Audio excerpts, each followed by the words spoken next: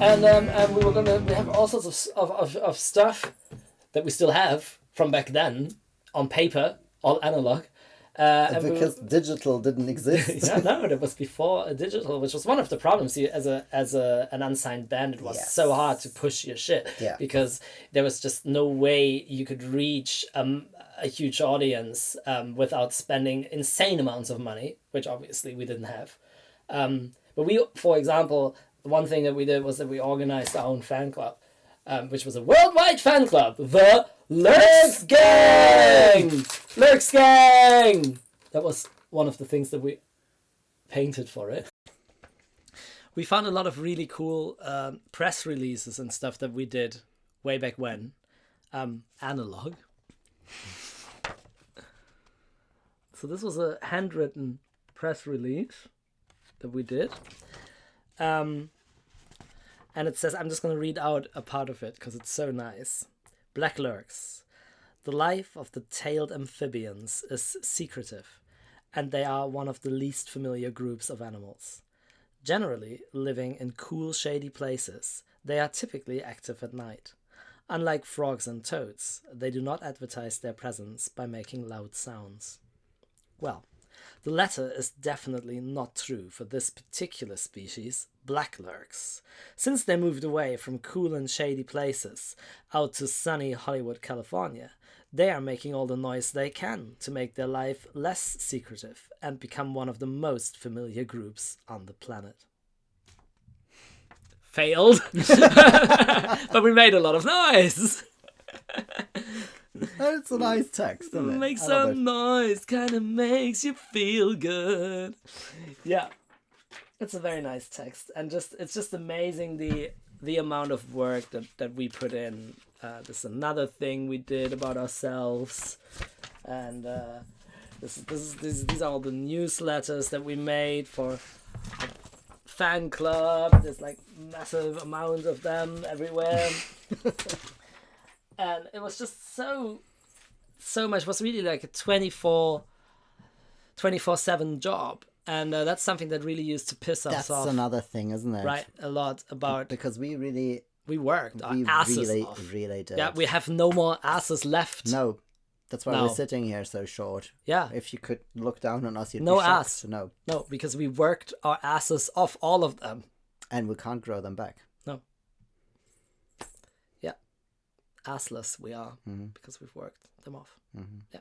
And that was something that really pissed us off. Because people just then... They just assume you... It's like, oh, you're a Hollywood band. It's like a lot of party, isn't it? And... Not a single party in all our time in Hollywood. No, because there I think we were also a bit weird. Yeah. I mean, people did party, but we didn't not actually party. We just worked. We had our own 2-man parties. Yeah. We did some of the rock and roll stuff. I mean, we drank, we smoked, that sort of thing, but we didn't actually party.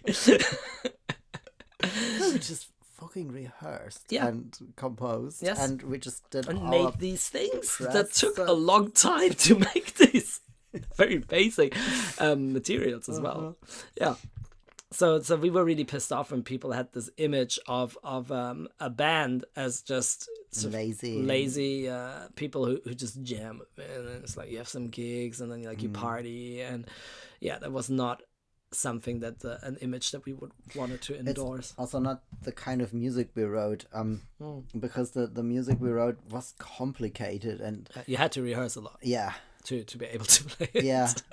I mean, we ended up writing a lot of very long songs with very many different parts and difficult breaks. Yeah, and they were very technical.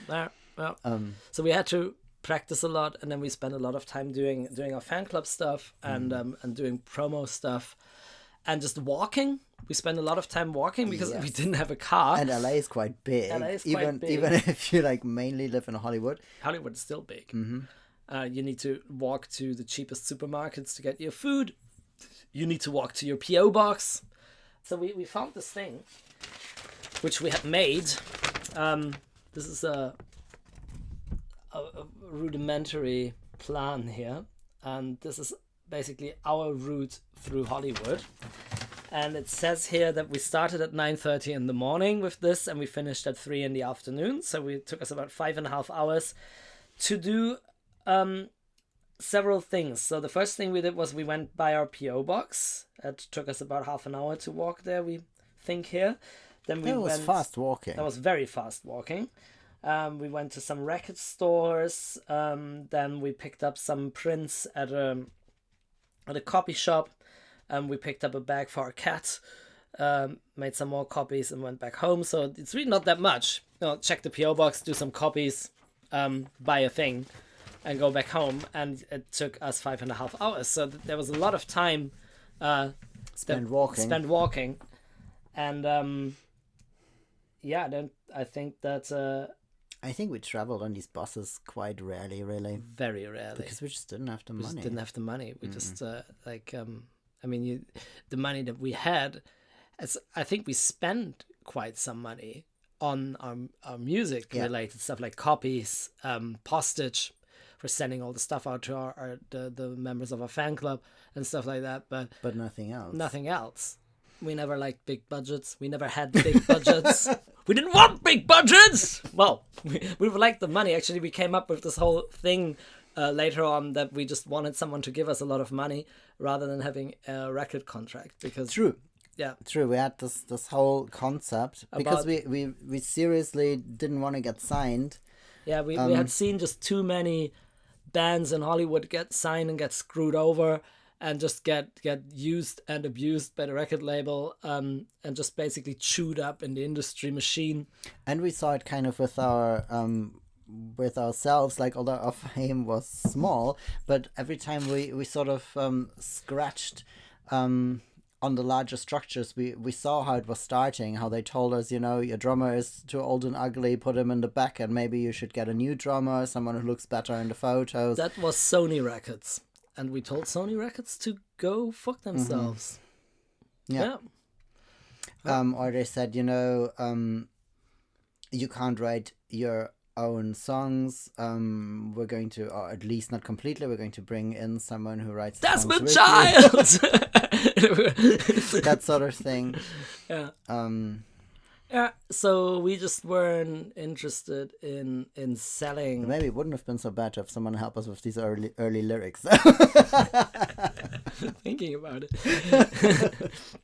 But yeah, we just didn't want to. We just wanted to do our art, and we're very serious about that, and we just didn't want to compromise at all, which is, of course, probably one of the main reasons we never got any fame, because we were just absolutely not going to compromise on anything. And of course, then it would have been great to find someone who would like, oh yeah, I'm your biggest fan, and I also happen to be the super rich person. I'm just going to give you all this money, and then you just go and do your thing. Art. Yeah, but we never met that person. No, unfortunately. If you're watching, there's still a lot of great art in us. You are still very welcome to sponsor us. You can find our contact details below. What was also a problem that we had when we went to Finland from Hollywood, because we had a management interest in Finland at the time, and we noticed what it was like to be managed by someone other than yourself. And we didn't like that either. One thing was that sort of being marketed as a band that could be popular with the young girls, because we were 19 at the time, 19, 20. And we looked very young and very, very sweet. And obviously, if you're looking at it from a money-making point of view, you're going to style that band as a teen band for the teenagers, sort of bubblegum, pop, Bay City Rollers, yay. But the thing is that we had, before that, already organized our own fan club for a couple of years. And people had sent us gifts from Asia and everything. Mm-hmm. Yeah, this is a fan gift. And we knew who liked our music, and we knew that many different people liked our music, and not only the 13-year-old girls. They also liked it. Yes, but not only. And the great thing about our Lürxx gang was that it was so diverse. I remember that the youngest person we had in the Lürxx gang was an 11-year-old kid from Canada, and I think the oldest person we had in our Lürxx gang was someone who was in their 50s or something. My mom? Mom's not counted. Oh, mom's not counted. I wasn't even sure if our moms were in their 50s yet at that point. But in any case, mom's not counted. We just knew it was males and females and in-betweens and all ages, 11 up to I don't know what. Yeah. So it was absolutely unacceptable to be all of a sudden reduced to a teen idol band. Yeah, so we shaved off our hair. So we wouldn't be cute anymore. And our manager didn't like that. I remember that first time that I came into her office with that bald head. She was like, "What have you done to your beautiful hair?" Yeah, it's like, yeah, that's the idea. And you painted your face black. I painted my face black. With lipstick. Mm-hmm. Black lips. I painted stuff, like I painted black stripe over my eyes and pentagram and stuff like that. Yeah. Just to be annoying, just really, to be annoying, and not to be cute. Yeah, that's what we did. It did look better before. That's not what it was about. It's all about the art.